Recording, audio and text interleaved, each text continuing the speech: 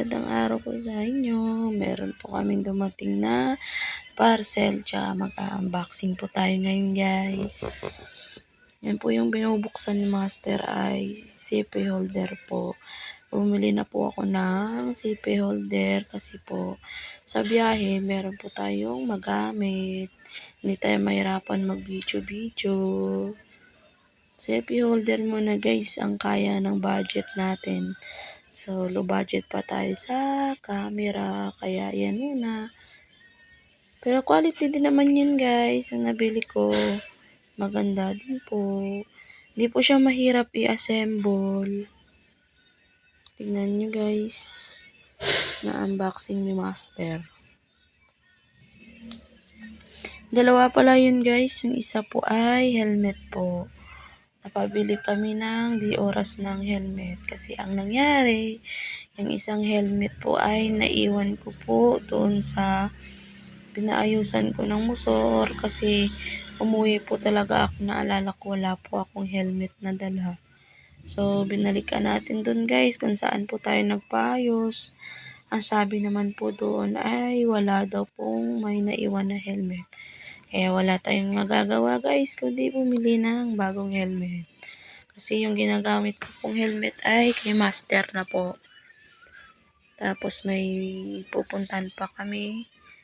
Punta po kaming Taguig. Wala po siyang magamit na helmet. Kaya napabili po siya sa hindi oras. Adjust din po.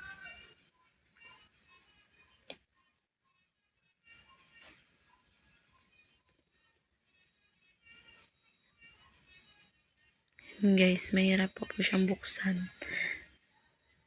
So, thank you pala po sa pag-iingat ng parcel.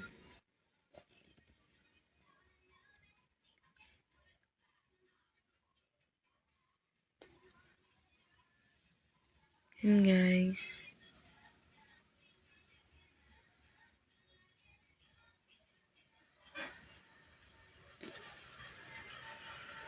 Pasensya na po kayo sa maingay. Sa baba po kasi yun.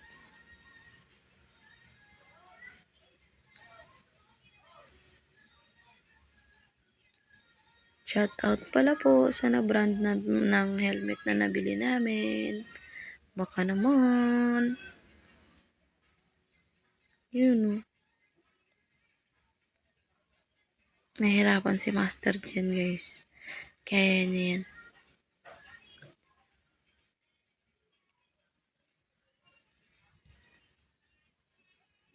Yan, yun po.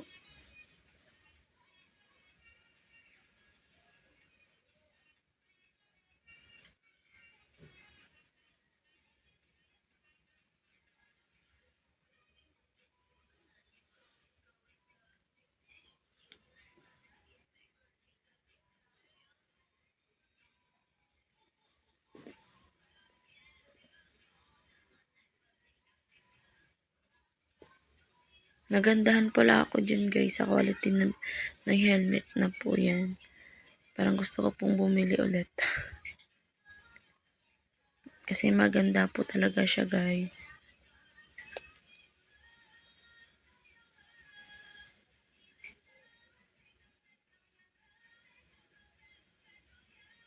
Hindi na sayang yung pera mo.